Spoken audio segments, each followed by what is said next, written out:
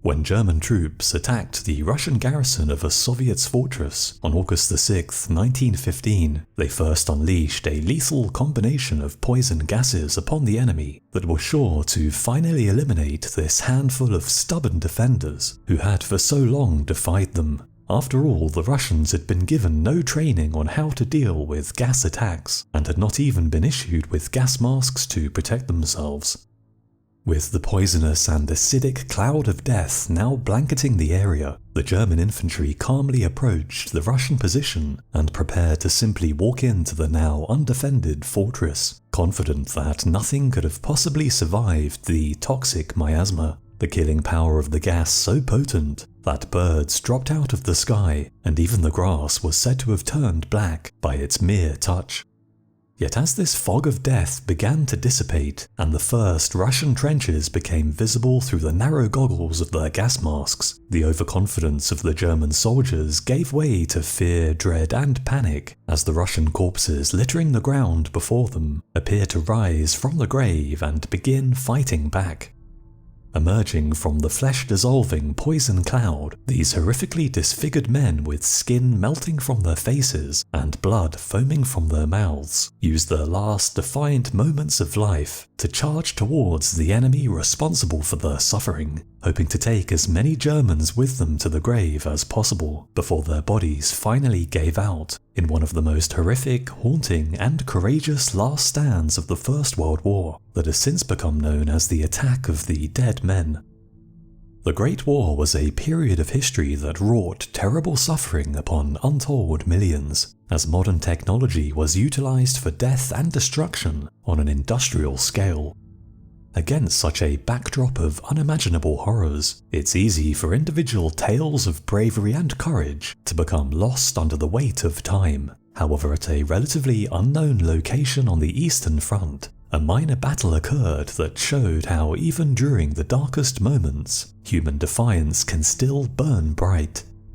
The stage for this incredible chapter of history would be Osowiec Fortress in modern-day Poland, a mighty bastion of stone and steel that had been specifically constructed by the Russian Empire decades before the war to defend its western borders against any potential aggression from Germany. Fighting a war on two fronts, Germany was desperate to knock out her sprawling enemy in the east as quickly as possible, and by 1915 it seemed as though the Russian Empire was teetering on the verge of collapse. A massive German and Austro-Hungarian offensive had forced the Russians to carry out a large-scale strategic withdrawal that became known as the Great Retreat, the Russians abandoning large swathes of territory in a desperate effort to shorten their front line and avoid the total encirclement of large portions of their army. The Great Retreat was carried out in good order, however the loss of so much land dealt a severe blow to Russian morale, while at the same time bolstering the morale of the advancing Germans, who could now smell victory in the air and pressed forward with renewed vigour. As the Russians pulled back further and further away from the front line, they increasingly relied upon their network of old fortresses to hold off the Germans as long as possible, slowing down the enemy's rapid advance and preventing the Great Retreat from descending into a great rout. Osowiec Fortress was one of these concrete obstacles and soon began to hinder and frustrate German planners. Occupying a highly strategic location, the fort guarded the only crossing of a nearby river and was built right on top of a major rail line connecting east with west. Control of this railway would be essential for moving large amounts of war materials further east, thus providing the necessary supplies for the German army to continue its rapid advance. The fortress simply had to be taken if the German army was to push deeper into Russia. However, despite launching two massive assaults against its mighty defences, the Germans were twice thrown back by the fort's deep wire-covered trenches, death-spitting machine gun nests, and man-shredding artillery, all held together by the defiant defence of the Russian soldiers within the fort's walls. Despite outnumbering the Russians by at least 10 to 1 and bombarding their positions with hundreds of thousands of shells, conventional attacks proved incapable of breaking through the Russian defences and capturing the fort. It was clear that a new strategy would be required if the German advance east was to continue.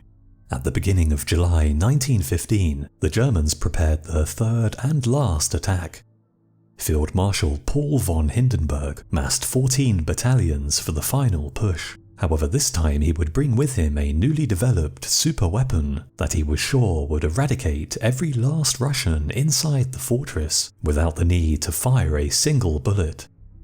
Chlorine gas is an especially deadly poison that targets the victim's soft tissue such as the eyes, lungs, and throat, and once mixed with water, becomes an acid capable of dissolving human flesh. This lethal poison had been harnessed as a weapon of war just a few months earlier at the Battle of Ypres, with devastating results. Its unfortunate and unprepared victims said to have taken on an almost ghoulish and zombie-like appearance due to the horrific damage the poison inflicted upon their lungs and flesh. Field Marshal von Hindenburg knew full well that the 900 Russian soldiers defending Osowiec Fortress lacked both the gas masks necessary to protect themselves and training on how to deal with and counter this relatively new weapon of war, and was thus convinced that unleashing this deadly substance upon the unprepared enemy would eradicate every last soldier, leaving nothing alive, allowing the German infantry to simply walk into the fortress unopposed.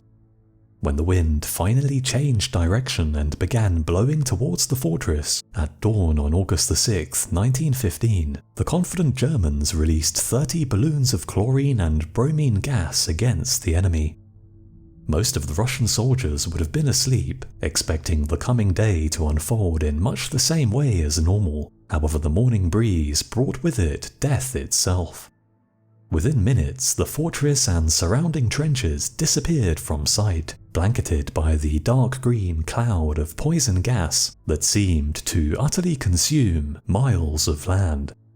Everything the gas cloud touched died. Birds fell out of the sky, trees and plants wilted, and the grass turned black. However, the exposed Russian soldiers would not be granted the luxury of a quick death, instead forced to endure a terrifying and agonizing end.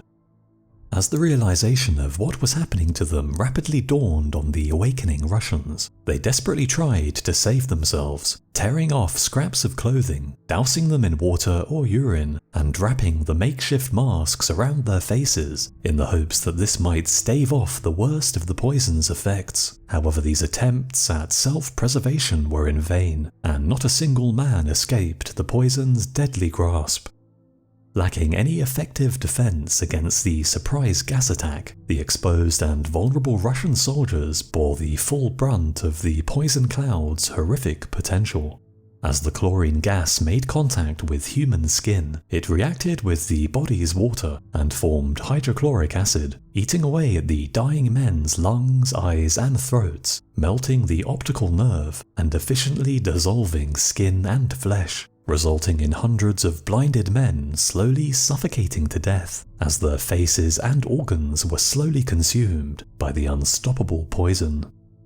All 500 soldiers and 400 militia defending the fortress were exposed to the poison's ravages, and as they fell to the blood and skin-soaked floor, it seemed as though the German plan had succeeded with remarkable efficiency. Just meters away from the unfolding horror, 7,000 German soldiers carefully fitted their gas masks and began advancing forward, expecting little to no resistance, as by now every living thing inside the death cloud would have already succumbed to the poison's effects. As the Germans moved closer to the fortress and the gas cloud began to dissipate, the harrowing sight of hundreds of dead Russians slowly came into view, their lifeless corpses revealing the terrible injuries the gas had wrought. Yet something else soon caught the advancing German soldiers' attention. Some of the piled corpses began to writhe and move in the haze as though still alive, and as visibility slowly improved, the sight of what appeared to be a horde of men risen from the grave came into view. As they moved cautiously forward, to the Germans' horror, dozens of these severely disfigured husks of men emerged from the poison mist, crawling, walking, and running towards them. In their desperation, the dying Russians had covered their faces with whatever they could muster, these now bloodied rags barely concealing the full horror of the injuries the chlorine gas had wrought upon their skin.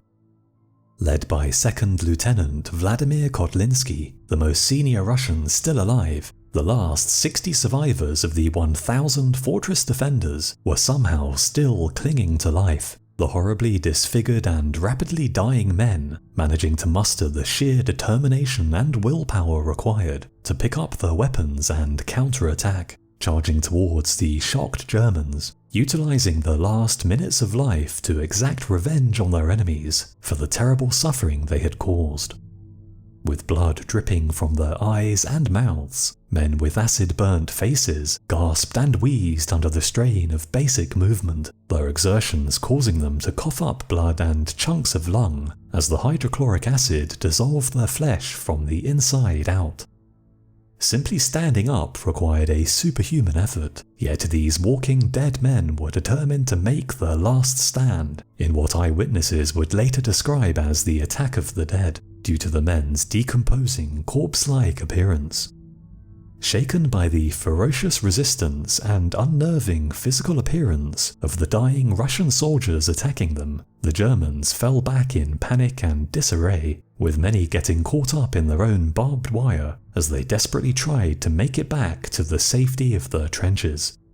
The vengeful Russians fired rifles, machine guns, and even artillery at the routing enemy, determined to take as many Germans to the grave with them as possible, no doubt understanding that the chlorine gas attack they had endured would soon spell their doom.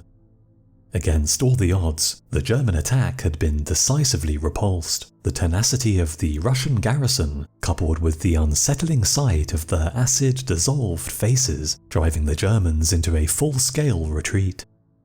Most of the Russian defenders, including 2nd Lieutenant Vladimir Kotlinski, would soon succumb to their horrific injuries, dying in agony with no time or will to celebrate their incredible victory, while the tiny handful who miraculously survived would endure terrible physical and psychological scars for the remainder of their lives. While the Russians had won the day, they could not hold on forever, and Osowiec Fortress would ultimately fall just 2 weeks later. However, it would not fall by German hands.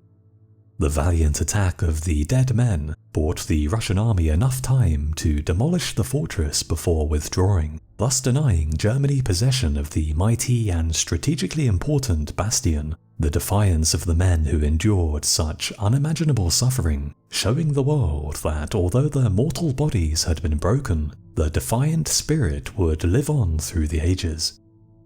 Thanks for watching, I hope you enjoyed the video. Please leave a like and comment below if you did, as it really helps the channel, and I hope to see you again on the next video.